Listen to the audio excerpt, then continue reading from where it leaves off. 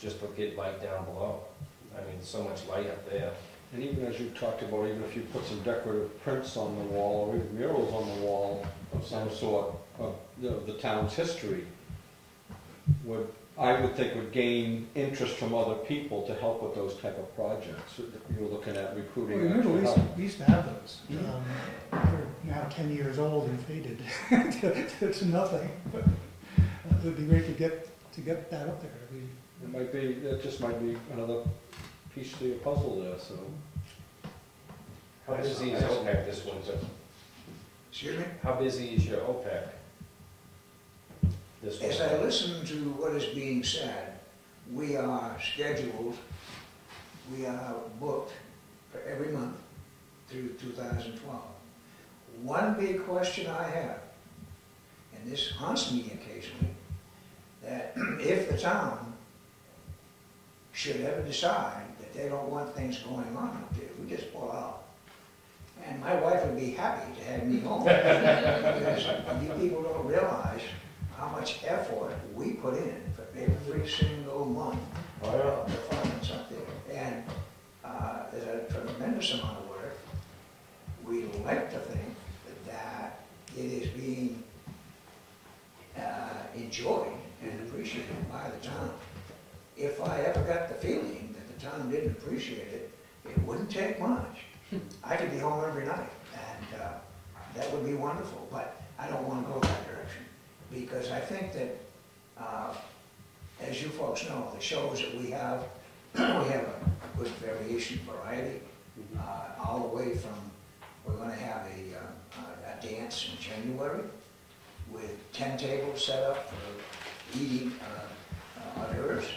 We're going to have dancing with an 18-piece band. We have a variety show in February. We have a cabaret coming in with 10 tables again in March. So that, and that's just the beginning of the year. And every month is scheduled from now until next year, December. Ed, if there was a chance that the upstairs was going to be renovated, it was going to take, say, 2 months, is there any way that you think that if we worked out with the school that we could use their stage in that area to do a couple of those performances if we had to? I'll tell you what I'm doing. As I set these performances up, and they're all booked for 2012, they all recognize that if we should have a month or 2 or 3 of interruption, they know that that's going to have to be either postponed or canceled. That's all part of my planning. So that, but if we could go to the school, I haven't thought of that, but there's a possibility. I mean, the acoustics are horrible and stuff like that, but I would think just to set aside 2 months to get that finished up there, cosmetically inside, it would be well worth it. Oh, yes. Oh, I have no problem with it, not at all. If that should happen. And every one of the performers that's lined up for 2012, that has been suggested to them that it could happen. And that wouldn't interrupt your schedule, though, if you could move it over there for 1 or 2, That's right. you know, You could work that within the numbers. Yeah. Get that sealed. And that wouldn't be a problem. That wouldn't bother me at all. Okay.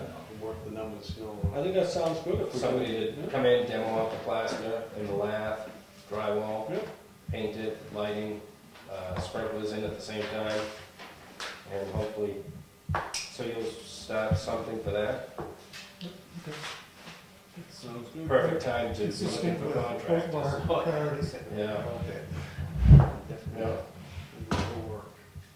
Okay, that's, unless there are questions, One more. that's where we are. Beautiful, thank you guys. Thank Have a good evening. Merry Christmas, folks. Yes, Oh, Merry Christmas. Victor, I was thinking also, you guys can put a link on the town website or something to get more exposure out there, minutes being meetings, any upcoming events.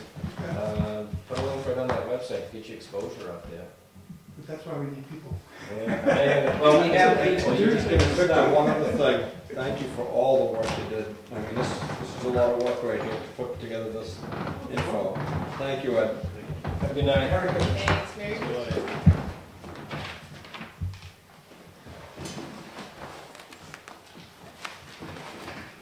Public comment? None. Excellent. Unfinished business. Conservation business.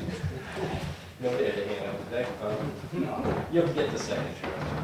You just have to stay.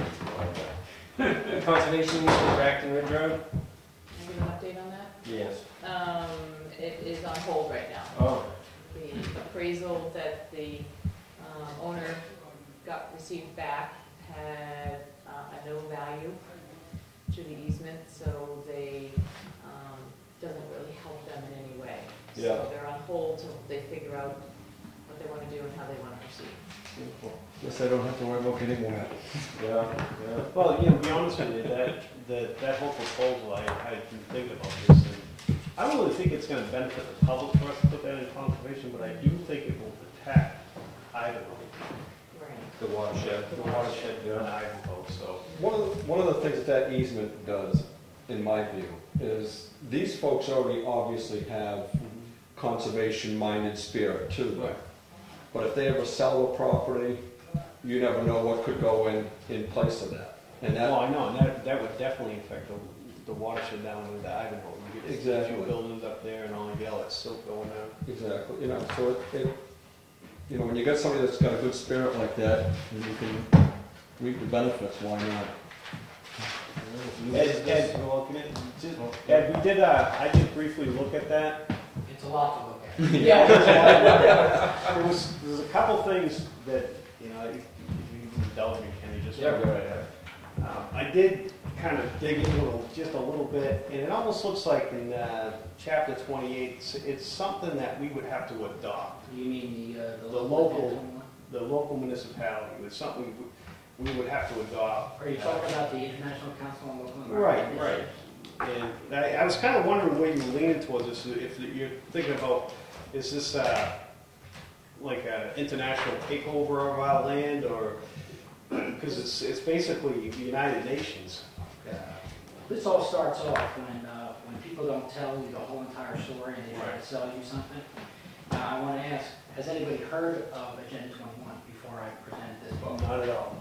Now, as an elected official and a citizen of Wakefield, you need to understand where it comes from, because it affects every land management resource, document, and policy in this whole entire country. Wolfboro, Epping, Keene, and Portsmouth already belong to the non-government organization known as ICLA. It's also called Local Governments for Sustainability. Now, what ICLA does is, it's a non-government organization, and it basically supports the promotion of Chapter 28 of the agenda. Mm-hmm. Now, a lot of people look at the Agenda 21 document and say, well, this is separate from our form of government, it's separate from our stuff. But it's not, because the USA country profile that's in there is the second document. It shows how every federal agency is adopting and implementing the agenda. Now, it's shocking to me that something so far-reaching no one knows about. When a conservation commissioner comes in here and starts talking about the Wildlands Network, which is to create wildlife corridors, and this isn't the only town that had to almost rush through some of these provisions of the convention. In Brookfield, 2 days ago, in Madison, they're actually going to ask the selectmen to put all of their town property that's under conservation into the conservation control. Now, if the town understands the whole process and they want to do this, the Conservation Commission should tell you the background of this and where it comes from. These are international agreements that were not ratified by the Senate. We are a signatory. George Bush did not want to sign this. President Clinton signed the treaty, but it could not get through the Senate because it affected private property. Other countries like Canada, well, about 170 countries actually, they're called POPs. They're party to the convention. They actually have used eminent domain to take large tracts of land to create these wildlife corridors. Now, the non-government organizations and the conservation commissions are kind of in a rush to put all this land in conservation trust because they're doing this ahead of the 2012 Earth Summit. You're going to hear about it in the news. I'm sure President Obama will be there, touting, the wonderful thing of environmentalism. And I'm afraid they're going to try to get into the Senate. Will they? Who knows?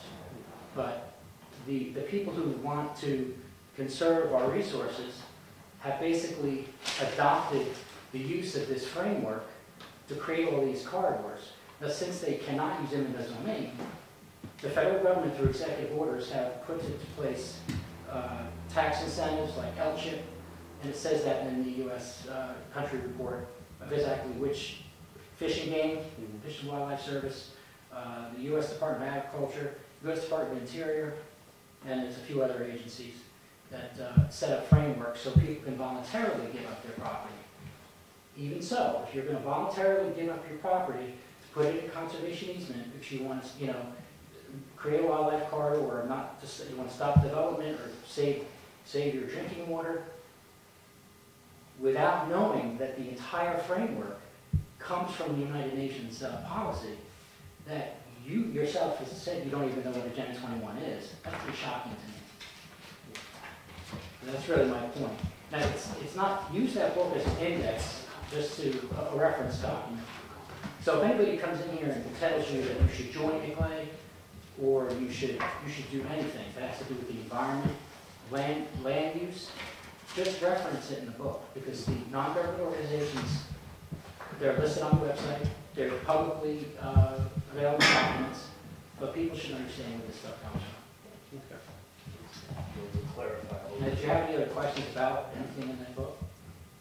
No, actually I didn't.